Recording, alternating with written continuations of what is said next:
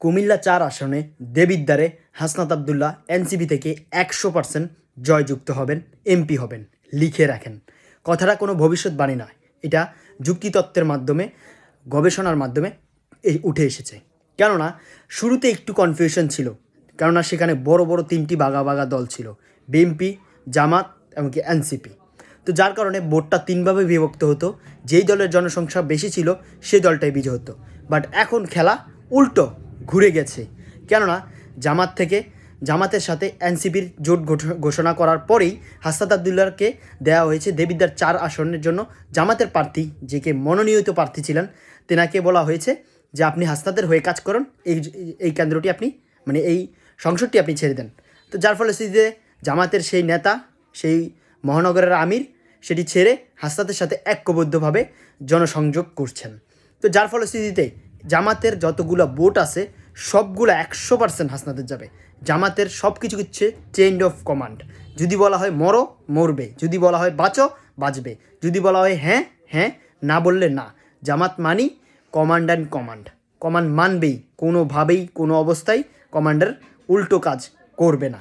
তো যেই জন্য জামাতের যদি কোনো কেন্দ্রে একটা ভোট থাকে, সেই একটা ভোটও জামাত যেখানে বলবে সেখানে দিবে।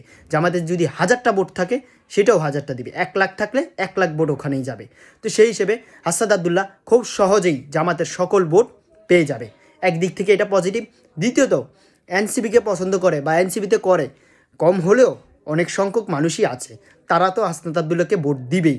আর তৃতীয় কথা হচ্ছে, হাসনাত আবদুল্লাহ কোনো রাজনৈতিক দলের একক ব্যক্তি নয়, তিনি শুধু এনসিপির লোক নয়, তিনি জুলাই যোদ্ধা, তিনি যুব সমাজের আইডল। এক কথায় বলা যায় তিনি হচ্ছেন বাংলাদেশের একটি উদ্যমী, সাহসী নেতৃত্বের গুণাবলী সম্পূর্ণ ব্যক্তিত্ব হাসনাত আবদুল্লাহ ভাই। তো সেই জন্য সকল ধরনের যুব সমাজ তাকে পছন্দ করে। সেই হিসেবে হাসনাত আবদুল্লাহকে সকল যুব সমাজ এবং কি যারাই জুলাইকে ধারণ করে তারা ভোট দিবে।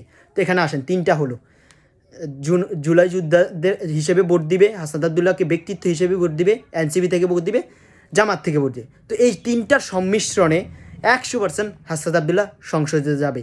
লিখে রাখেন, কেননা এই 3টা একসাথে জড়িত হলে যত ভোট হবে অন্য কোনো দলই এত ভোট পাবে না, 100%।